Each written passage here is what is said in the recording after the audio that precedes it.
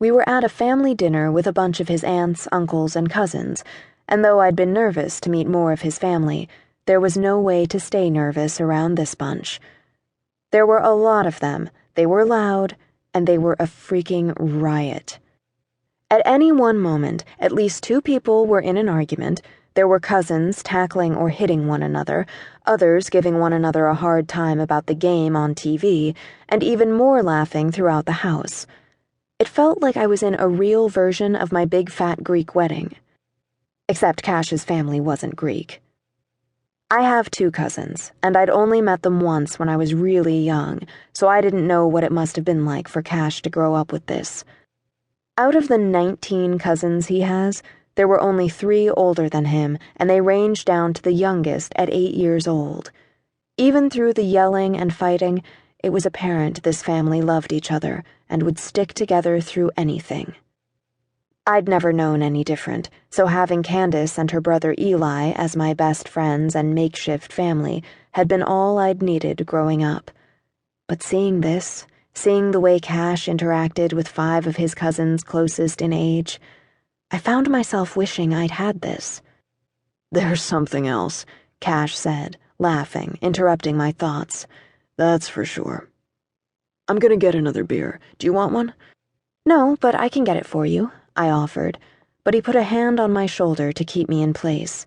A wry smile crossed his face when I glared at him.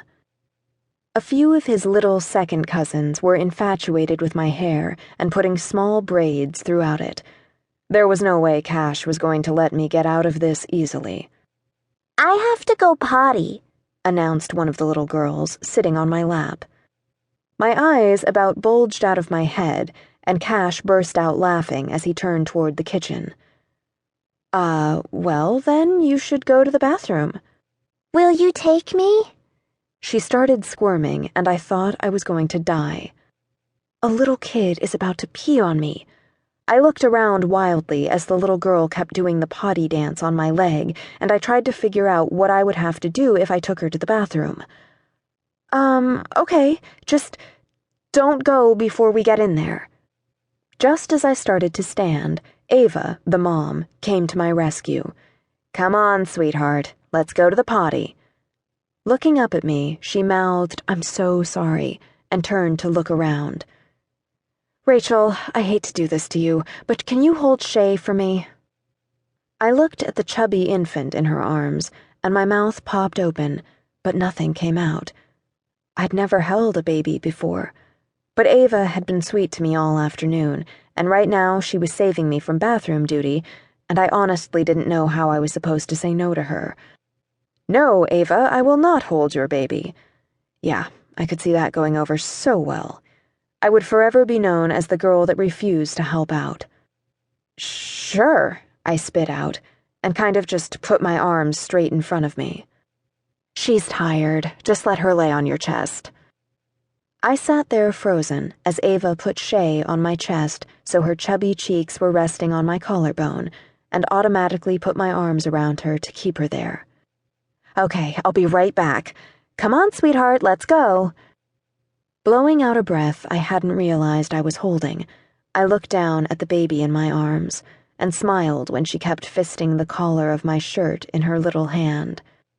When she caught me looking at her, she lifted her head shakily and smacked her hand against my chin before dropping her head back onto my collarbone. The 2 girls that had been braiding my hair cooed over the baby for a minute before taking off after some appetizers that were brought into the house. And then it was just little Shay and me. I had just been thinking about how much easier this was than I'd thought it would be, when she grabbed a chunk of my hair and pulled as hard as possible. "What is it with my hair today?" I whispered to her as I went through the painful process of getting every strand out of her little fist and making sure they stayed attached to my head. She reached again, but I put my index finger out, and she immediately wrapped her tiny fingers around it, her little eyes widening as she stared at it. As soon as Ava was back in the living room, the potty dance daughters started crying, and Ava turned their